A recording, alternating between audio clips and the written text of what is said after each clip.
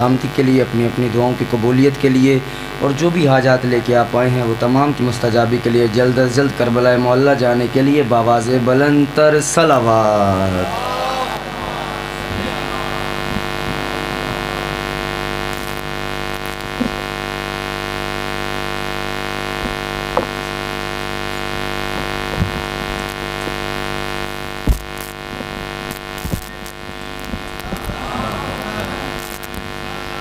ہاں ٹھیک ہے۔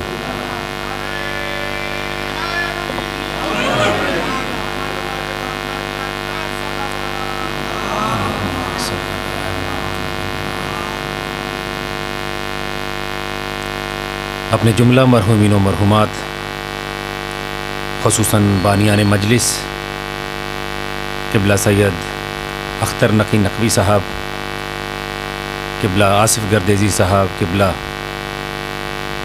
حسین گردیزی صاحب، قبلہ کاشف گردیزی صاحب، اور اسی طرح متولی امام بارگاہ قبلہ سید عارف اختر کاظمی صاحب، اور اسی طرح سے اپنے جملہ مرحومین و مرحومات کی درجات کی بلندی کے لیے ایک مرتبہ سورہ فاتحہ اور 3 مرتبہ سورہ اخلاص کی تلاوت فرمائیں۔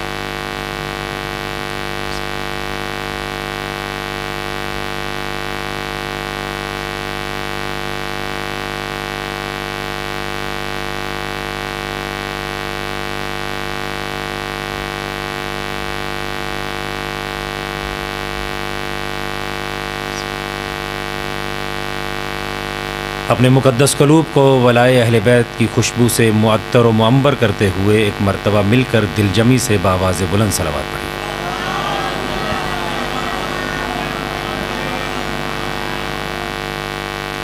توجہ ہے تو عبادت شروع کی جائے۔ اعوذ باللہ من الشیطان اللعین الرجیم،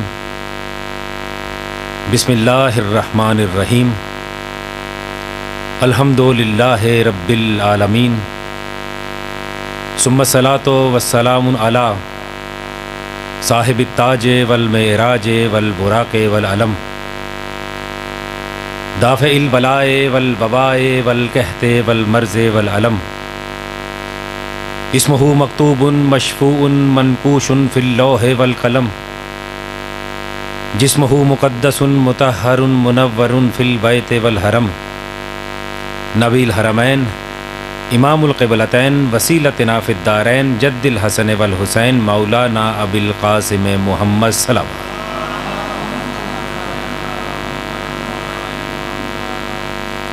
وعلی عطرتہ الطیبین الطاہرین المعصومین المظلومین الذین اذہب اللہ عنکم الرجس وطہرہم تطہیرا صلوات۔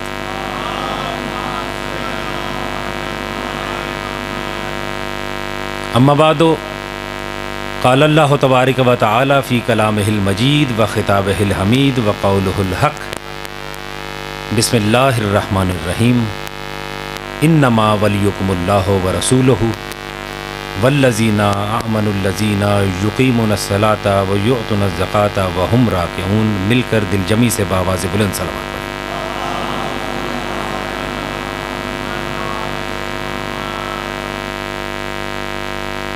عزیزان گرامی، معصومین کا فرمان ہے کہ ارفعوا اصواتکم علینا بالصلاۃ لعناها تذهب بالنفاق، کہ ہم پر بلند آواز سے درود اس لیے پڑھا کرو تاکہ تمہارے دلوں سے منافقت جاتی رہے۔ ایک فرمان اور سن لیجئے کہ ارفعوا اصواتکم علینا بالصلاۃ طہارۃ و تزکیۃ لانفسکم، کہ ہم پر بلند آواز سے درود اس لیے بھی پڑھا کرو تاکہ تم سے منافقت جاتی رہے اور پاکیزگی آتی رہے۔ اپنے دلوں میں پاکیزگی لانے کے لیے ایک مرتبہ مل کر بآواز بلند صلوات پڑھیں۔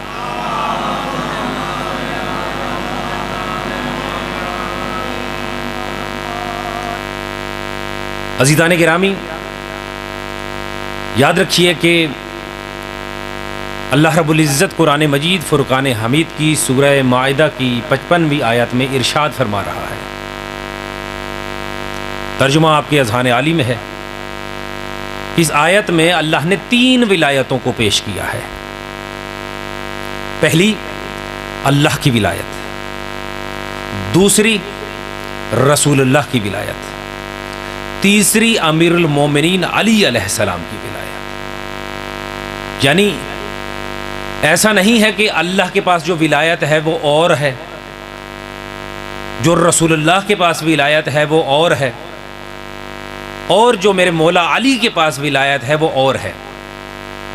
اگر تو ایسا ہوتا کہ اللہ نے اپنے لیے لفظ ولایت کو الگ سے پیش کیا ہوتا تو معلوم ہوتا کہ جو اللہ کے پاس ولایت ہے وہ اور ہے۔ اگر رسول کے لیے اللہ نے لفظ ولایت استعمال کیا ہوتا تو معلوم ہوتا کہ رسول اللہ کے پاس جو ولایت ہے وہ اور ہے، اور اگر تیسری مرتبہ لفظ ولایت استعمال کیا ہوتا تو معلوم ہوتا کہ علی کے پاس جو ولایت ہے وہ اور ہے۔ مگر مرحلہ فکریہ یہ ہے کہ اللہ نے لفظ ولایت ایک استعمال کیا ہے کہ انما ولیکم اللہ، کہ بے شک اللہ تمہارا ولی ہے۔ یعنی جو ولایت اللہ کے پاس ہے وہی ولایت رسول کے پاس ہے، جو ولایت اللہ اور رسول کے پاس ہے وہی ولایت اور وہی اختیارات علی ابن ابی طالب کے پاس بھی ہے۔ میں آپ حضرات کی خدمت میں بالکل سادہ سادہ سے الفاظ میں بات کو کرتے ہوئے آگے کی طرف بڑھاؤں گا کہ یاد رکھیے کہ اللہ کو وہ رسول کہ جس کی ولایت کا ذکر کیا گیا ہے، اللہ کو وہ رسول جو رسولوں کا خاتم بھی ہے، انبیاء کا سرتاج بھی ہے، باعث تخلیق عالم بھی ہے، ہماری تمناؤں کا سہارا بھی ہے اور ہماری امیدوں کا مرکز بھی ہے، اور سب سے بڑی بات یہ ہے کہ وہ اللہ کا محبوب بھی ہے۔ آپ کی تائید لینے کے لیے جملہ کہوں گا کہ یاد رکھیے کہ نہ نبی ہونے میں وہ لطف ہے نہ رسول ہونے میں وہ لطف ہے جو لطف اللہ کا محبوب ہونے میں ہے۔ اب یہ تو کوئی اللہ سے پوچھے کہ جب وہ اپنے محبوب کو دیکھتا تھا تو وہ کیسے لطف لیا کرتا تھا، آپ کو اور ہمیں اندازہ ہی نہیں ہو سکتا کہ جب اللہ اپنے محبوب کو دیکھتا تھا تو وہ کس انداز سے لطف لیا کرتا تھا۔ جب اللہ اپنے ہی کلام کو اپنے ہی محبوب کی زبان سے سنتا تھا تو اسے کیسا لطف حاصل ہوتا تھا۔ پڑھے لکھے حضرات یہاں پر تشریف فرما ہیں، ایجوکیٹڈ حضرات یہاں پر تشریف فرما ہیں، بڑا پڑھا لکھا مجمع یہاں پر تشریف فرما ہے۔ میں ان کی توجہ کو حاصل کرتا ہوا ایک شعر عرض کروں گا۔ میں نے کہا کہ نہ نبی ہونے میں وہ لطف ہے نہ رسول ہونے میں وہ لطف ہے جو لطف اللہ کا محبوب ہونے میں ہے۔ اب تو یہ اللہ سے کوئی پوچھے کہ جب وہ اپنا کلام اپنے ہی محبوب سے سنتا تھا تو اسے کیسا لطف آتا تھا۔ شاعر کہتا ہے کہ سن کر تیری زبان سے اے افصح العرب، سن کر تیری زبان سے اے افصح العرب، لطف آ گیا خدا کو بھی اپنے کلام کا۔ یا الہ، یعنی اللہ بھی لطف لیتا تھا کہ میرا حبیب میرے ہی کلام کو اپنی ہی زبان سے کس طرح سے بیان کرتا ہے۔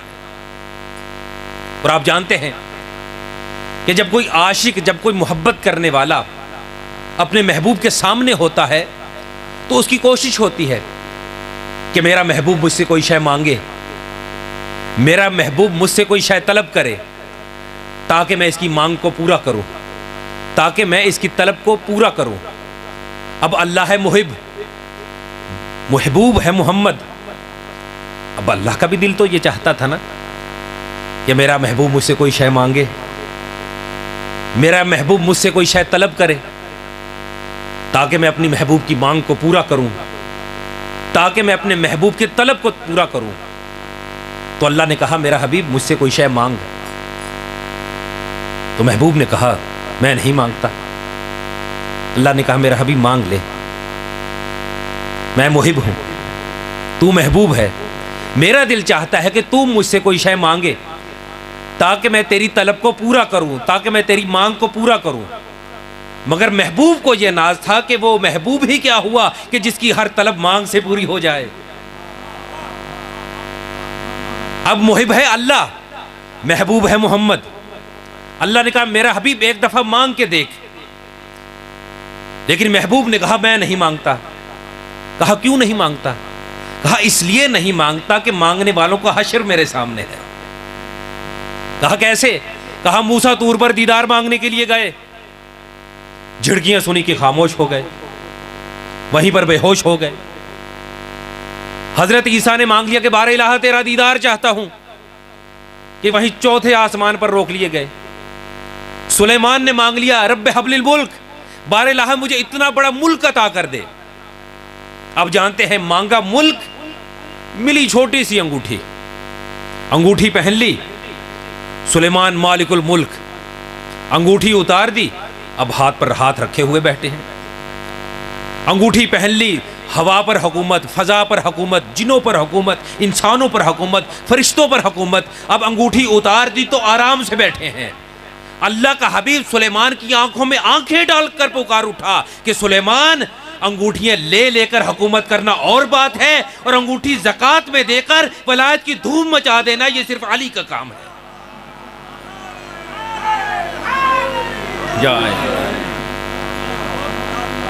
انگوٹھی زکوٰۃ میں دے کر ولایت تک کی دھوم مچا دینا یہ صرف علی کا کام ہے۔ یہی وہ آیت ہے نا کہ انما ولیکم اللہ، بے شک اللہ تمہارا ولی ہے، ورسولہ، اور رسول تمہارا ولی ہے، اور وہ علی تمہارا ولی ہے جو حالت رکوع میں زکوٰۃ دیتا ہے اور نماز بھی پڑھتا ہے۔ اور آپ جانتے ہیں کہ سوائے امیر المومنین کے کسی نے بھی حالت رکوع میں زکوٰۃ نہیں دی۔ یہ اسم علی ہے، یہ نام علی ہے۔ اور چلتا یہ بھی بات بتلاتا چلوں کہ یاد رکھیے عربی زبان میں دو مصدر ہیں، چونکہ کل آپ کی خدمت میں عرض کیا کہ نام علی میں کتنی طاقت ہے، کتنی قوت ہے، کہ اگر یہ نام علی کا ورد کیا جائے تو اس ورد میں اتنی طاقت ہے کہ نام علی لے کر انسان اپنی بڑی سے بڑی مشکلات کو حل کر سکتا ہے۔ تو میں نے کہا کہ عربی میں دو مصدر ہیں، ایک ہے علو اور اس کے مقابلے میں ہے دنو۔ علو کے معنی ہوتے ہیں علی اور اعلیٰ، جس کے معنی ہوتے ہیں بلند۔ اس کے مقابلے میں ہے دنو، ایک ہے علو، علو کے معنی ہوتے ہیں، بولیے گا، بلندی۔ اس کے مقابلے میں ہے دنو، جس سے نکلا ہے ادنا، اس کے معنی ہوتے ہیں پستی۔ علو سے نکلتا ہے علی اور اعلیٰ، جس کے معنی ہوتے ہیں بلند۔ اور آپ کے مولا کا کیا نام ہے؟ علی، علی کے معنی ہوتے ہیں بلند۔ اور جہاں میرا مولا تشریف لایا اسے کیا کہتے ہیں؟ کعبہ۔ عربی زبان میں کعبے کا لفظ نکلتا ہے کعب سے، جس کے معنی بھی ہوتے ہیں بلند۔ علی کے معنی بلند، کعبے کے معنی بلند۔ اور جہاں آپ کا اور میرا مولا تشریف فرما ہے اس شہر کا کیا نام ہے؟ نجف۔ عربی میں ٹیلے کی بلندی کو نجف کہتے ہیں۔ علی کے معنی بلند، کعبے کے معنی بلند، نجف کے معنی بلند۔ اب یہ بات مجھے کہنے کا حق ہے نا کہ علی اس آفتاب کا نام ہے جو بلندیوں سے ابھرا، بلندیوں میں چمکا اور بلندیوں میں غروب ہو گیا۔ تو میں نے کہا کہ نام علی میں آج بھی وہ تاثیر موجود ہے۔ ہمارے عشق میں کمی ہے، اگر ہمارے عشق میں کمی نہ ہو تو نام علی میں آج بھی وہی اثر موجود ہے کہ عشق علی اور نام علی اتنی طاقت رکھتا ہے کہ ہر مشکل اس سے حل ہو سکتی ہے۔ یاد رکھیے کہ کائنات پوری کی پوری نام علی سے سرشار ہے۔ کائنات کے سینے پر اگر کوئی اسم اعظم لکھا ہوا ہے تو وہ علی بن ابی طالب ہے۔ کائنات میں آپ جتنے بھی کمالات دیکھتے ہیں نا، ان کمالات کا سرچشمہ علی ابن ابی طالب کی ذات ہے۔ اور آپ جانتے ہیں کہ جو شے جس سے منسوب ہوتی ہے وہ اسی کے نام سے پکاری جاتی ہے۔ میں آپ سے ایک سوال کرتا ہوں کہ یہ سونا اور گولڈ، مجھے بتائیے کہ اسی سونے سے ہار بنتا ہے، اسی سونے سے جھمکے اور جھومر بھی بنتے ہیں، اسی سونے سے کنگن اور پازیب بھی بنتی ہے۔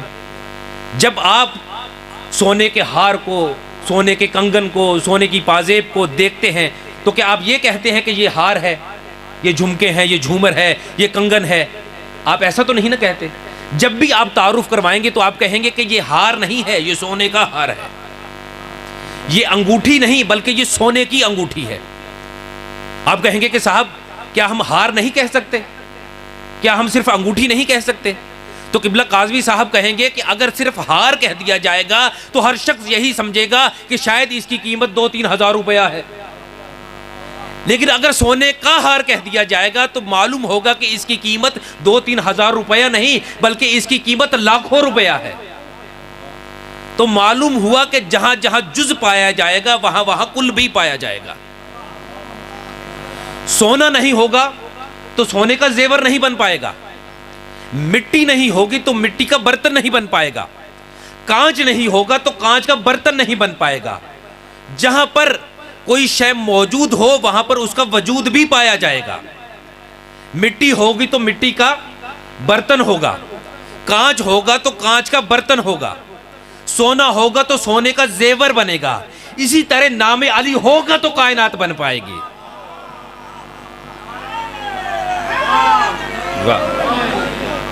اس لیے کہ یہ میں نہیں کہہ رہا، میرا مولا فرما رہا ہے پنجتن پاک کے لیے بے اسمی تکورت الکائنات. اگر ہمارے پنجتن کا نام نہ ہوتا تو کائنات میں کچھ بھی نہ ہوتا. اور رسول اللہ نے بھی فرمایا کتب اسمی علی العرش فاستقر وعلی السماوات فکانت وعلی الارض فاستقرت وعلی اللیل فتجا وعلی النہار وتبسم، کہ ہمارا اسم گرامی عرش پر لکھا تو چمکا، ہوا پر لکھا تو چلنے لگی، آگ پر لکھا تو جلنے لگی، پھولوں پر لکھا تو وہ مہکنے لگے. میں کہوں گا کہ جب تاثیر اس میں سامی یہ ہے تو اثر فیض گرامی کیا ہوگا. یعنی جب نام کی عظمت یہ ہے تو ذات کی عظمت کیا ہوگی. پنجتن پاک کا نام اللہ نے اس کائنات پر لکھا تو اس کائنات کو وجود ملا. اور انہی اسماء میں سے ایک نام ہے علی ابن ابی طالب کا، کہ جن کا نام بھی جب اس کائنات پر لکھا گیا تو اس کائنات کو وجود عطا ہوا. مجھے بتائیے کہ اس زمین کو عربی میں کیا کہتے ہیں؟ تراب. اور میرے مولا کا لقب کیا ہے؟ ابو تراب.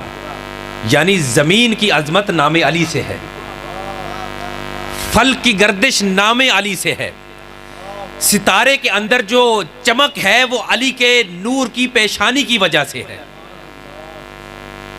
تو میں نے عرض کیا کہ کائنات میں جو بھی کچھ ہے وہ اسماء اہل بیت میں سے ایک اسم علی ہے، یہ اس کی اثر کی وجہ سے ہے. اگر نام علی نہ ہوتا تو کائنات میں کچھ بھی نہ ہوتا. اچھا، اگر آپ نے یہ تسلیم کر لیا کہ کائنات میں جو کچھ ہے وہ اسماء اہل بیت میں سے ایک اسم علی ہے، اس کی وجہ سے ہے، تو پھر ماننا پڑے گا نا کہ اگر کائنات میں جو کچھ ہے وہ علی کے اسم کی وجہ سے ہے تو پھر مانیے کہ زمین بھی علی کی ہے، آسمان بھی علی کا ہے، چاند بھی علی کا ہے، سورج بھی علی کا ہے، ستارے بھی علی کے ہیں. یعنی کائنات کی جتنی بھی رونقیں ہیں ان کی وجہ وجود علی ابن ابی طالب کا نام ہے.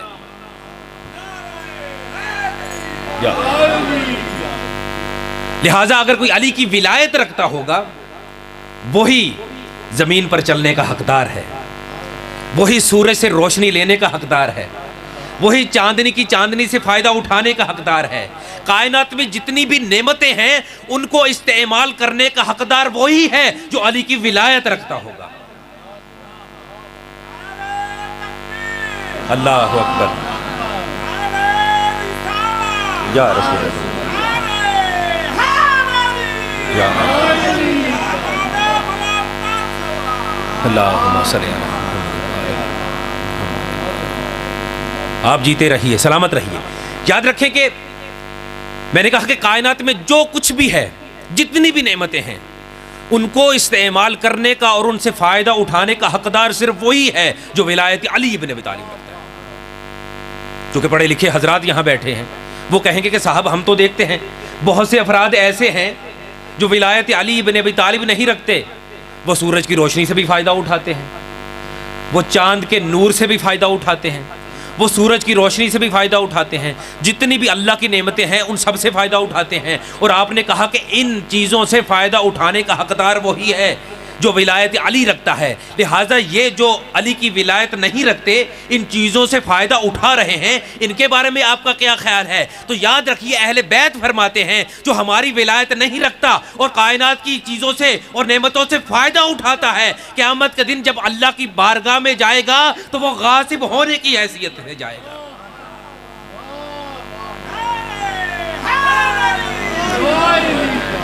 کہ جس علی کی تو ولایت نہیں رکھتا تھا تو نے اس علی کی ولایت نہ رکھتے ہوئے ان کے صدقے میں دی ہوئی نعمتوں سے فائدہ کیسے اٹھا لیا؟ تو وہی ان نعمتوں سے فائدہ اٹھانے کا حقدار ہے کہ جو ولایت اہل بیت رکھتا ہے۔ جو بھی امیر المومنین کی ولایت کا اقرار کرتا ہوگا وہی کائنات کی سب نعمتوں سے فائدہ اٹھانے کا حقدار ہے، اس لیے کہ علی ابن ابی طالب کا نام کائنات کی روح ہے، کائنات کی رونق ہے۔ اگر اس رونق کائنات، اس روح کائنات، اس میں علی کو جدا کر دیا جائے تو یہ کائنات ایسے ہی مردہ ہو جائے گی کہ جس طرح ایک بدن سے روح نکل جائے تو وہ مردہ ہو جاتی ہے۔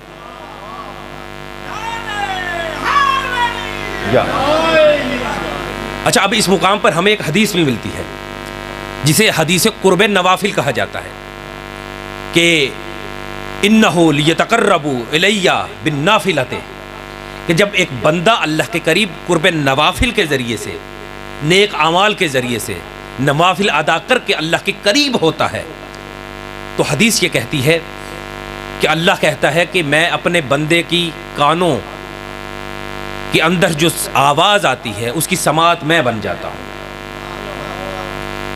کان میرے بندے کے ہوتے ہیں، سنتا مجھ سے ہے۔ آنکھیں میرے بندے کی ہوتی ہیں، دیکھتا مجھ سے ہے۔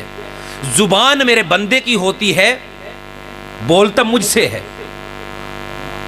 حتیٰ کہ اصول کافی کے اندر یہ حدیث قدسی لکھی ہے کہ جب میرا بندہ قرب نوافل میں میرے قریب ہوتا ہے تو میں اپنے بندے کی سماعت بن جاتا ہوں، میں اپنے بندے کی آنکھیں بن جاتا ہوں، میں اپنے بندے کی زبان بن جاتا ہوں۔ میں کہوں گا کہ یہ وہ کون بندہ ہے کہ جس کی اللہ زبان بھی بن جاتا ہے، جس کے کان بھی بن جاتا ہے، جس کی زبان بھی بن جاتا ہے۔ تو کہا گیا کہ کوئی بھی مومن اگر نیک اعمال کرے، قرب نوافل کی منزل پر پہنچ جائے تو اللہ اس کے کان بن جاتا ہے، اس کی آنکھیں بن جاتا ہے، اس کی زبان بن جاتا ہے۔ میں کہوں کہ عام مومن تو اللہ کی زبان بن جاتا ہے، اللہ کے کان بن جاتا ہے، اللہ کی سماعت بن جاتا ہے۔ اگر کل ایمان کے لیے کہہ دیا جائے کہ اللہ کے کان علی کے ہیں، اللہ کی زبان علی کی زبان ہے، اللہ کی سماعت علی کی سماعت ہے، تو اس میں تعجب کی کیا بات ہے؟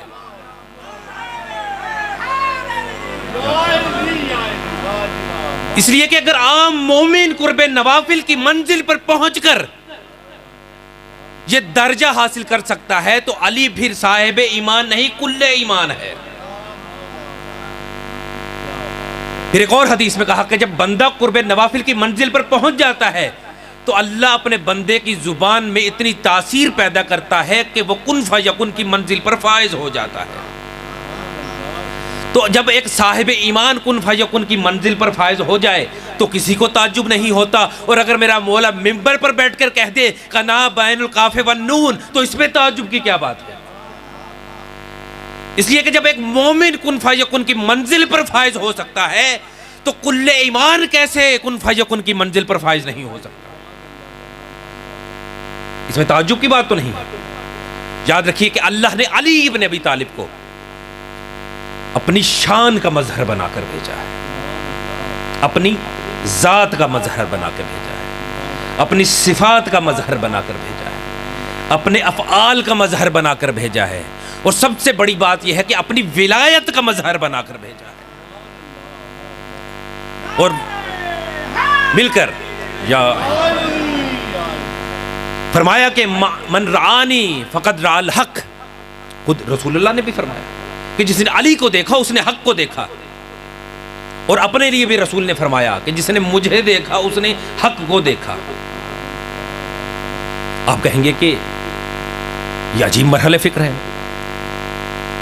کہ علی کو دیکھنا، رسول کو دیکھنا، حق کو دیکھنا کیسا ہو گیا؟ کہا یاد رکھو اللہ کے صفات کی اگر عملی شکل ہے تو ہم محمد و اہل بیت محمد ہیں۔ جس نے ہمیں دیکھ لیا اس نے حق کو دیکھ لیا۔ اور تہذیب الاحکام کے اندر آپ دیکھیے دعائے قدیر وہاں پر موجود ہے، اس میں امام نے واضح طور پر ارشاد فرما دیا کہ بہت ہی خوبصورت جملہ کہ اگر صرف عربی پڑھ دی جائے تو آپ عربی ہی سے سمجھ جائیں کہ لا یشرک مع الامامہ، کہ ہرگز امام کے ساتھ کسی کو شریک نہ کرنا۔ آپ کہیں گے کہ یہ کیا معاملہ ہے؟ شرک تو اللہ کی ذات میں ہوتا ہے۔ امام نے یہ کیا فرما دیا کہ لا یشرک مع الامامہ، امام کے ساتھ کبھی شرک نہ کرنا۔ یعنی کہنا یہ چاہا کہ کبھی بھی علی کی امامت اور علی کی ولایت میں کسی کو شریک نہ کرنا. اگر تم علی کی ولایت میں کسی کو شریک ٹھہراؤ گے تو اللہ کی بارگاہ میں تم مشرک کہلاؤ گے.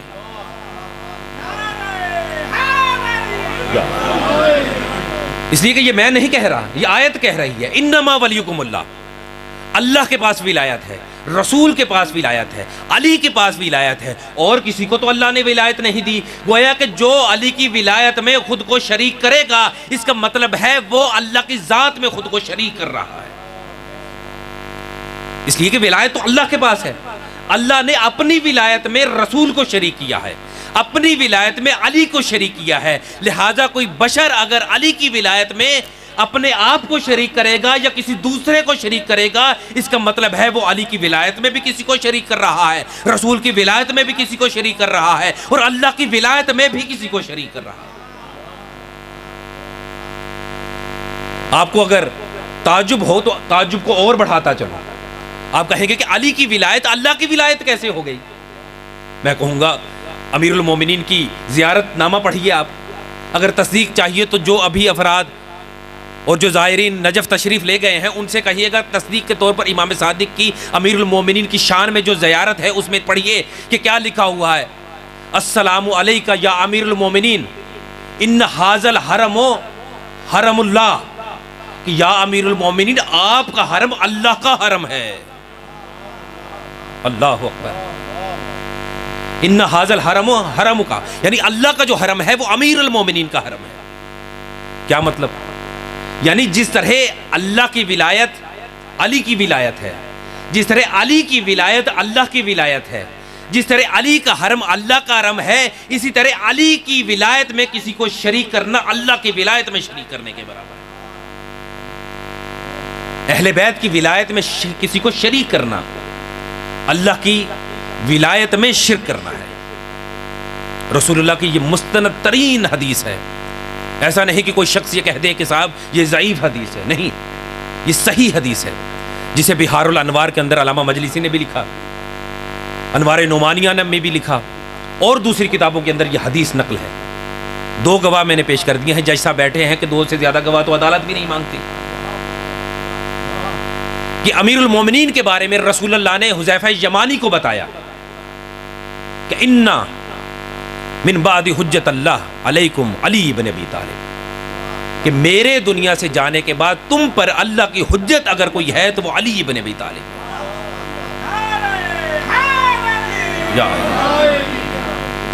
تم پر اگر کوئی اللہ کی حجت ہے تو وہ علی بن ابی طالب ہے. اگلا جملہ کہہ دوں یا خاموش رہوں؟ اگلا جملہ کہا کہ ان حجت اللہ علیکم من بعد علی بن ابی طالب، کہ تم پر میرے بعد اللہ کی حجت علی بن ابی طالب ہے. الکفر بہ کفر باللہ، الشرک بہ شرک باللہ، الشک فیہ شک فی اللہ، الالحاد فیہ الحاد فی اللہ، الکفر فیہ کفر فی اللہ. اور پھر فرمایا والایمان بہ ایمان باللہ. کہا میرے بعد تم پر اللہ کی کوئی حجت ہے تو وہ علی بن ابی طالب ہے. جس نے علی کے بارے میں کفر کیا اس نے اللہ کے بارے میں کفر کیا، جس نے علی کے بارے میں شک کیا اس نے اللہ کے بارے میں شک کیا، جس نے علی کے بارے میں الحاد کیا اس نے اللہ کے بارے میں الحاد کیا، جس نے علی کے بارے میں کفر کیا اس نے اللہ کے بارے میں کفر کیا، جس نے علی پر ایمان لایا وہ اللہ پر ایمان لایا، اور جس نے علی کے بارے میں شرک کیا اس نے اللہ کے بارے میں شرک کیا.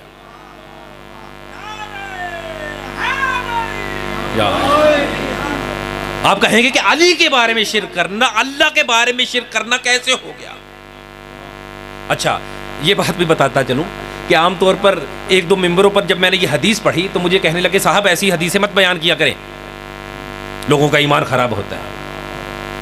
میں نے کہا بھائی کیسے حدیث سے رسول مستند بیان کرنے سے لوگوں کا ایمان کیسے خراب ہو سکتا ہے؟ تو یاد رکھیے ہمارا عقیدہ ہے اللہ کا کوئی حقیقی شریک نہیں ہو سکتا.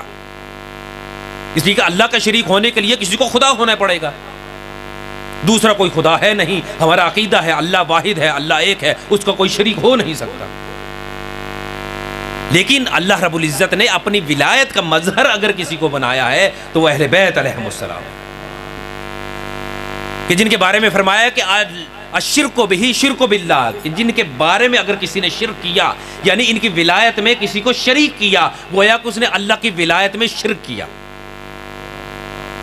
اس لیے کہ اللہ نے علی کو اپنی شان کا مظہر بنایا ہے، علی کو اپنی ذات کا مظہر بنایا ہے، علی کو اپنی صفات کا مظہر بنایا ہے، علی کو اپنے افعال کا مظہر بنایا ہے، اور سب سے بڑی بات یہ ہے کہ علی کو اپنی ولایت کا مظہر بنایا ہے۔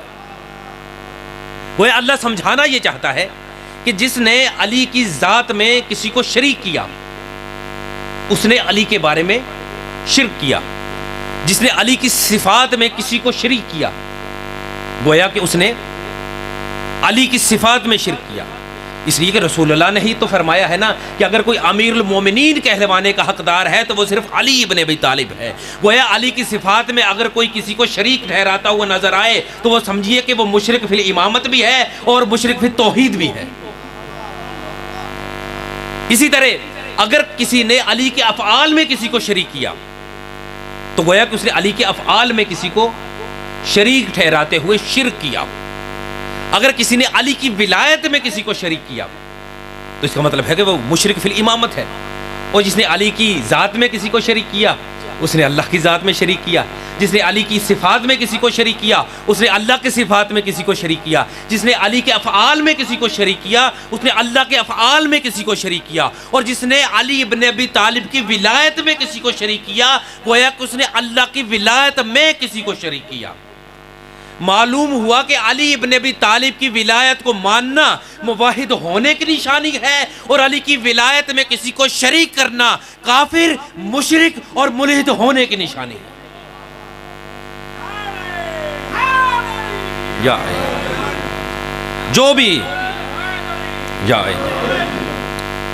جو بھی امیر المومنین کی ولایت میں کسی کو شریک کرتا ہے وہ مشرک فی الامامت ہے، مشرک فی الولایت ہے۔ اور یاد رکھیے کہ مشرک فی الامامت، مشرک فی الولایت باہر والے سے قبلہ زیادہ نجس اور گندہ ہوتا ہے۔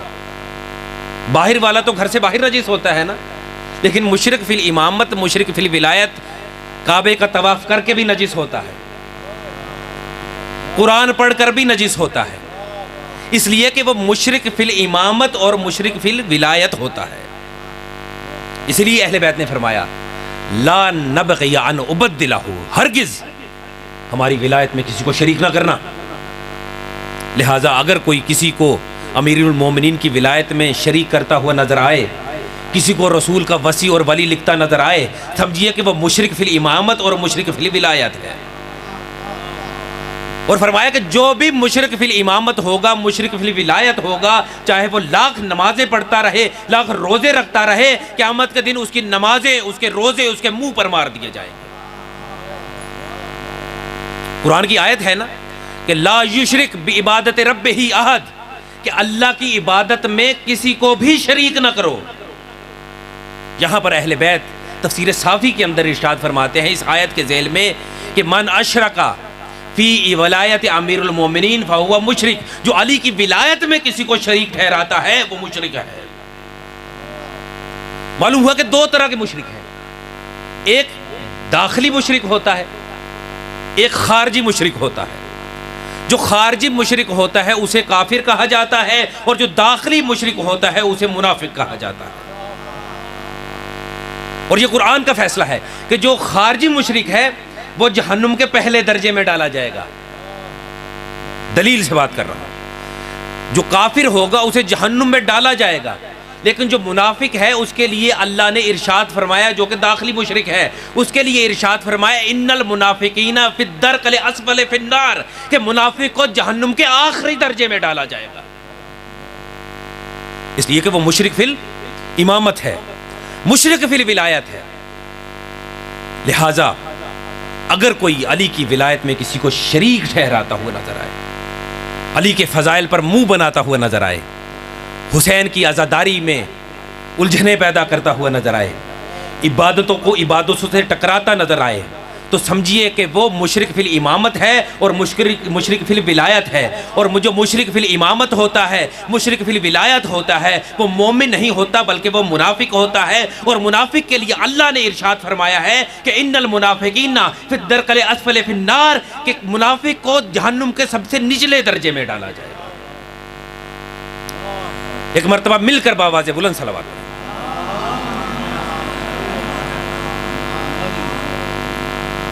جو منافق ہوتا ہے اس کو جہنم کے نچلے درجے میں ڈالا جائے گا، کیونکہ اس سے بڑا کوئی دشمن ہو ہی نہیں سکتا۔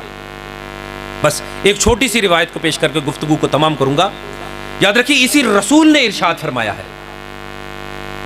کہ بہت ساری چیزیں، چونکہ اللہ کے پاس بھی ولایت ہے، رسول کے پاس بھی ہے اور علی کے پاس بھی ہے، اور رسول اللہ آخری نبی ہیں، خاتم النبیین ہیں۔ اللہ نے جتنی بھی صفات تھیں اپنے حبیب کو عطا فرمائیں، اور امیر المومنین کی ذات کیا ذات ہے؟ امیر المومنین خاتم النبیین کے وصی ہیں، لہٰذا رسول کو جتنی بھی اللہ نے صفات دی، رسول کے وصی علی ابن ابی طالب کو بھی وہ سب کی سب صفات عطا۔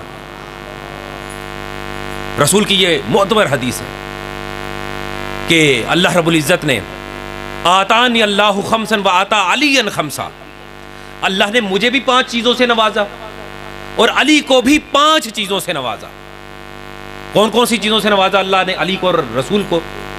رسول فرماتے ہیں آتانی اللہ جوامع الکلم و آتا علی جوامع العلم، اللہ نے مجھے کلمات کے مجموعے سے نوازا اور علی کو علم کے مجموعے سے نوازا۔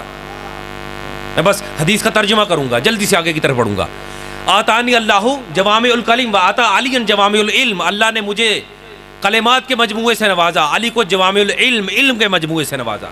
وجعلنی نبیّ وجعل علیٰ وصیّ، اللہ نے مجھے نبی علی کو وصی بنایا۔ آتانی اللہ وحی وآتا علی الہام، اللہ نے مجھے وحی عطا فرمائی، علی کو الہام عطا فرمایا۔ پھر فرمایا آتانی اللہ کوثر وآتا علی سلسبیل، اللہ نے مجھے کوثر عطا فرمائی، علی کو سلسبیل عطا فرمایا۔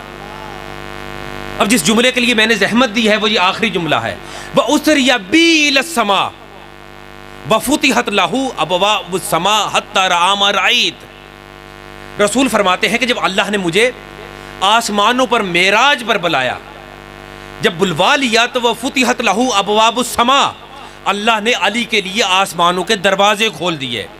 حتی رأیٰ ما رأیت، میں نے علی کو جس طرح معراج سے زمین پر دیکھا، اسی طرح علی نے زمین سے معراج پر مجھ کو دیکھا۔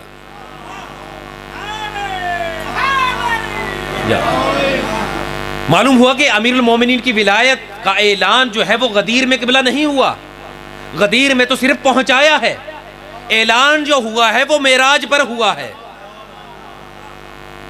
تو رسول نے فرمایا وَأُسْرِيَ بِي إِلَى السَّمَاءِ، کہ جب مجھے آسمانوں پر معراج پر بلوایا گیا تو اللہ رب العزت نے وہاں پر جب مجھ سے ہم کلام ہوا تو اللہ نے حکم دیا سب فرشتوں کے کہ آسمانوں کے حجابات ہٹا دیے جائیں۔ وَفُتِحَتْ لَهُ أَبْوَابُ السَّمَاءِ، تمام حجابات کھول دیے گئے، اور اللہ کے حبیب نے علی سے آسمانوں سے زمین پر ہم کلام ہو کر کہا حَتَّى رَأَىٰ مَا رَأَيْتُ، رسول نے کہا کہ میں نے علی کو دیکھا، علی نے زمین سے معراج میں مجھ کو دیکھا، ہم دونوں ہم کلام ہوئے۔ جب ہم کلام ہوئے تو اللہ نے کہا کہ اے میرا حبیب، میں نے علی کو آپ کا ولی اور آپ کا وصی قرار دیا ہے، لہٰذا علی کی ولایت کو پہنچا دیجئے۔ لہٰذا رسول نے وہاں معراج پر خدا کی بارگاہ میں علی کی ولایت کا اقرار بھی کیا اور علی کی ولایت کو پہنچایا بھی۔ اور یہ جو غدیر کے میدان میں رسول نے فرمایا کہ یا ایھا الرسول بلغ ما انزل علیک من ربک، اے میرا حبیب علی کی ولایت کو پہنچا دو، تو معلوم ہوا کہ رسول کا کام منسوب کرنا نہیں ہے، نسب کرنا نہیں ہے، بلکہ پہنچانا ہے۔ جس طرح کوئی شخص کسی کو نبی منتخب نہیں کر سکتا، اسی طرح نبی کو یہ اختیار حاصل نہیں ہے کہ وہ اپنا کسی کو وصی قرار دے سکے۔ یہ ولایت اور امامت اللہ کے اختیار میں ہے کہ وہ جسے چاہے نبی بنا دے، وہ جسے چاہے وصی بنا دے، جسے چاہے ولایت عطا کر دے۔ تو رسول نے کیا فرمایا کہ اللہ نے مجھے 5 چیزیں عطا فرمائیں۔ پہلی کیا کہ اللہ نے مجھے جوامع الکلم عطا فرمائے، رسول کو جوامع الکلم اور علی کو جوامع العلم عطا فرمایا. پھر رسول نے فرمایا کہ وجعلنی نبیا وجعل علیا وصیا، اللہ نے مجھے نبی اور علی کو میرا وصی بنایا. اور یاد رکھیے کہ یہ جو اللہ نے رسول کو آخری رسول بنایا، اور رسول کا بھی یہ تو فرمان ہے کہ اے میرے علی یاد رکھیے کہ آپ کی مجھ سے وہی نسبت ہے جیسی موسیٰ کو ہارون کے ساتھ تھی، مگر آپ میرے بعد نبی نہیں ہیں. تو یہ مت سمجھیے کہ اگر اب علی نبی نہیں ہے تو علی جبرائیل کو ملاحظہ نہیں کر سکتے. جبرائیل کا آنا اور وحی نازل کرنا اور گفتگو کرنا یہ سب کا سب امیر المومنین سنا کرتے تھے. خود رسول کا فرمان ہے، خود علی کہتے ہیں کہ جب رسول اللہ پر پہلی وحی نازل ہوئی تو میں رسول اللہ کے ساتھ غار میں موجود تھا. اس وقت رسول اللہ نے مجھے ارشاد فرماتے ہوئے کہا کہ یا علی انک تسمع مسمع وترى ما ارى الا انک لست نبیا. یا علی جو آپ سن رہے ہیں میں بھی سن رہا ہوں، جو آپ دیکھ رہے ہیں میں بھی دیکھ رہا ہوں، مگر آپ میرے بعد نبی نہیں ہیں. معلوم ہوا کہ جبرائیل کا آنا اور جبرائیل کا وحی نازل کرتے ہوئے گفتگو کرنا علی یہ سب کچھ سنا کرتے تھے اور دیکھا بھی کرتے تھے. اور تعجب کی بات ہے اور حیرت انگیز بات ہے کہ حضرت عبداللہ ابن عباس اس حدیث کو بیان کرتے ہوئے کہتے ہیں کہ جب سے میں نے اس حدیث کو سنا علی کی محبت میرے دل میں ایسے راسخ ہو گئی کہ علی کی محبت میرے خون اور گوشت کا حصہ بن گئی. اور یاد رکھیے کہ امیر المومنین سے محبت کا انداز بھی ایسا ہونا چاہیے کہ انسان کے خون اور گوشت کا حصہ بن جائے. اس لیے کہ تہذیب الاحکام کے اندر یہ حدیث موجود ہے نا کہ مولا نے ارشاد فرمایا، خود رسول اللہ کا فرمان ہے کہ جب تمہاری اولاد سن بلوغت کو پہنچے، سن شعور کو پہنچے. سن شعور سمجھتے ہیں نا آپ؟ جب اولاد ماں کو ماں سمجھنا شروع کر دے، بہن کو بہن سمجھنا شروع کر دے، خالہ کو خالہ سمجھنا شروع کر دے، پھوپھی کو پھوپھی سمجھنا شروع کر دے، یعنی رشتوں کا امتیاز اسے معلوم ہو جائے تو اپنی اولاد کو ہماری ولایت سکھاؤ. اگر آسانی سے مان لے تو اپنی ازواج کا شکریہ ادا کرو، اور اگر کانا کانی کریں تو اپنی ازواج کی حفاظت کرو. اس لیے کہ ہر شے کی ایک بنیاد اور ایک اساس ہوتی ہے. لکل شیء اساس واساس الاسلام حبنا اہل بیت.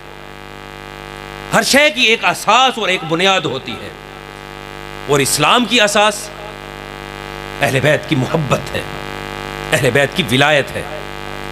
آپ کسی بھی مومن کو گناہگار کو دیکھیں تو ہرگز مت یہ کہیے کہ یہ گناہگار ہے لہٰذا اسے مجلس میں مت آنے دیجیے. نہیں، جتنا بھی گنہگار ہو اسے بارگاہ اہل بیت میں آنے دیں. اس لیے کہ یہ بارگاہ وہ بارگاہ ہے کہ جہاں جو بھی آتا ہے آ کر سدھر جاتا ہے،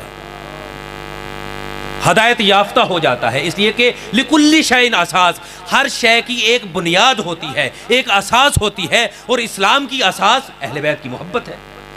جب اہل بیت کی محبت کسی کے دل میں آئے گی تو اس کی خود بخود اصلاح ہوتی چلی جائے گی. لہذا کسی کو مت روکیے.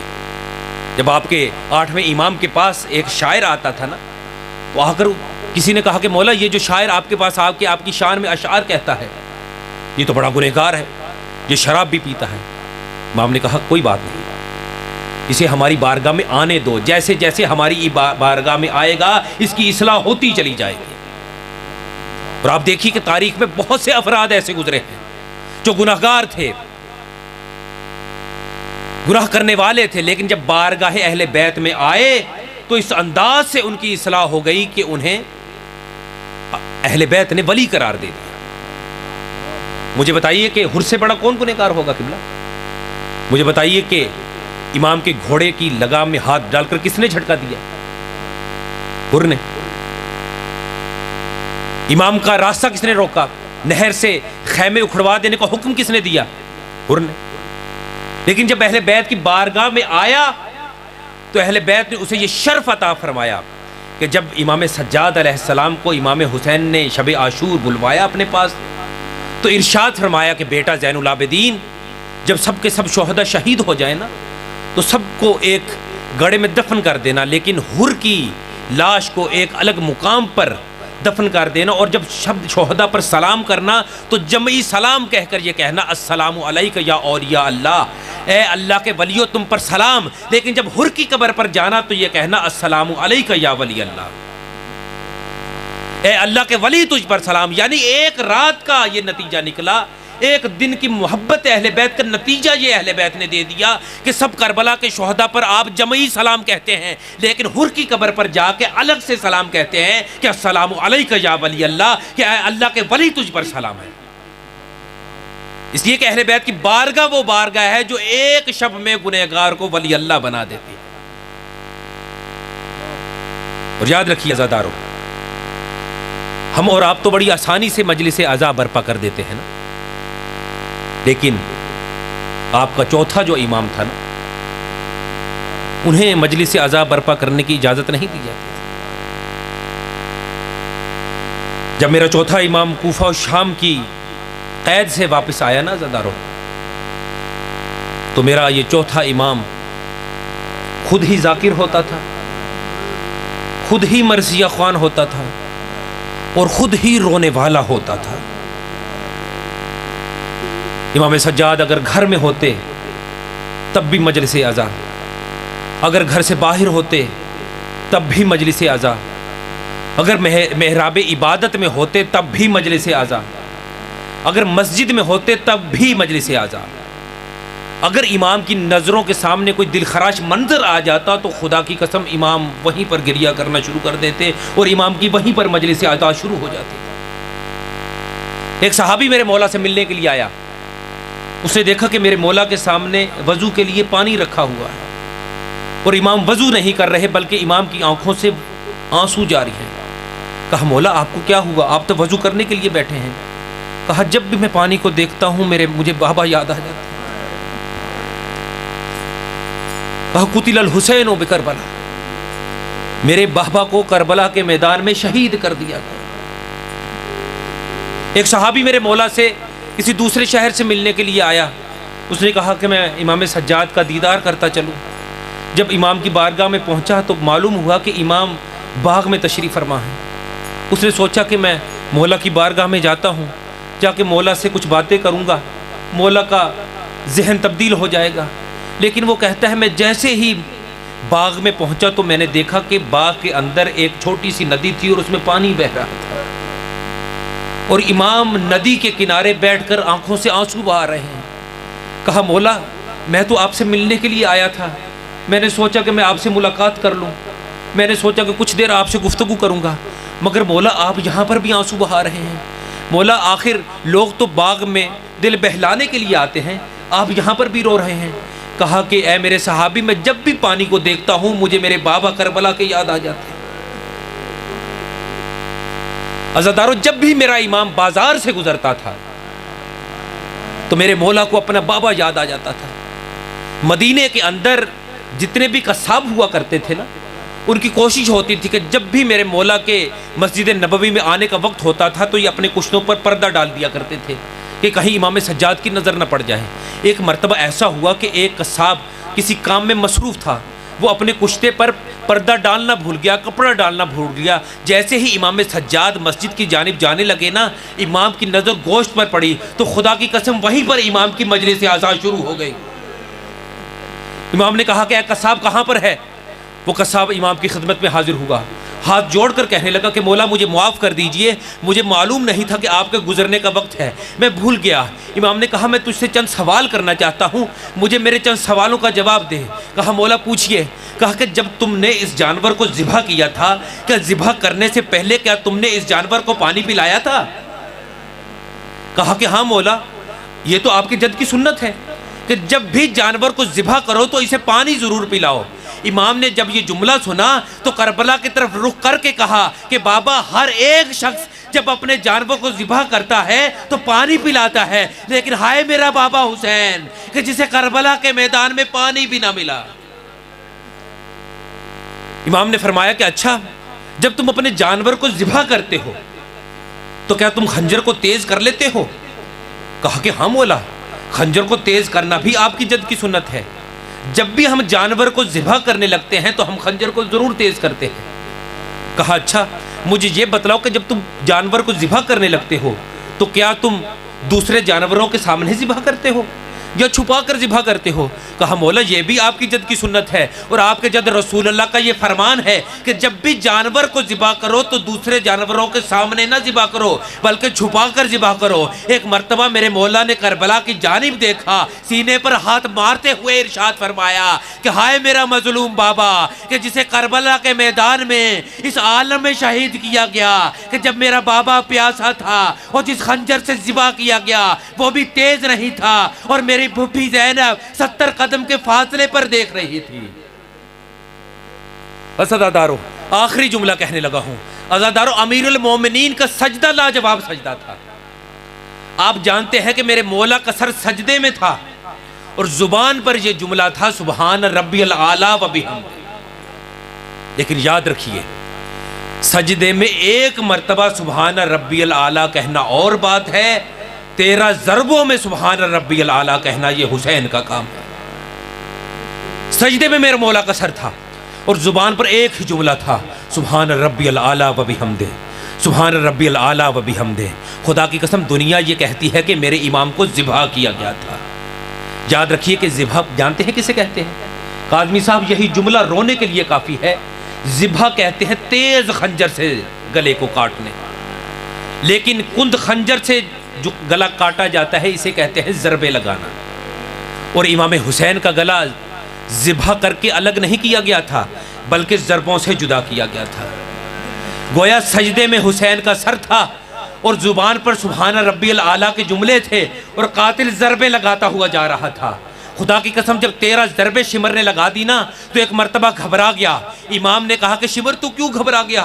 تو اطمینان سے اپنا کام کر، میرا اب کوئی نہیں رہا۔ کہنے لگا کہ حسین میں نے 13 ضربے لگا دی مگر میری کوئی ضرب کام نہیں کر رہی۔ جب کہا نا کہ میری کوئی ضرب کام نہیں کر رہی، امام نے فرمایا کہ اے شمر اب تو ضرب لگا، میں اب تجھے یقین دلاتا ہوں کہ تیری ضرب کام کرے گی۔ اب ایک مرتبہ میرے مولا نے اپنی گردن پر ہاتھ رکھا اور ایک جملہ کہا کہ اماں ہاتھ ہٹا لے۔ اماں میرا قاتل گھبرا گیا، اماں میں اپنے قاتل کی گھبراہٹ کو برداشت نہیں کر سکتا۔ خدا کی قسم دنیا پوچھتی ہے کہ مومنو تم کیوں روتے ہو؟ کیا اس لیے روتے ہو کہ حسین کا گلا کٹ گیا؟ عزادارو ہم اس لیے نہیں روتے کہ حسین کا گلا کٹ گیا۔ جانتے ہیں کس لیے روتے ہیں؟ اس لیے روتے ہیں کہ شاعر نے کہا تھا کہ شبیر کا گلا کاٹا بڑے جور و جفا سے، شبیر کا گلا کاٹا بڑے جور و جفا سے، خنجر کو پوچھنے لگا زینب کی ردا سے۔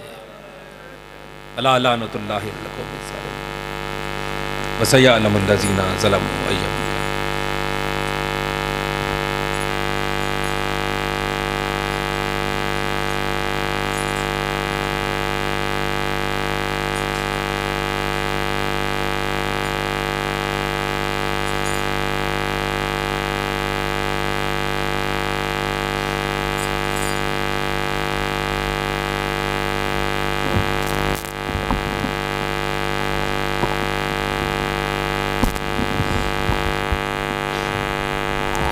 اللہم صلی علی محمد وآل محمد، اللہم صلی علی محمد وآل محمد، اللہم صلی علی محمد وآل محمد۔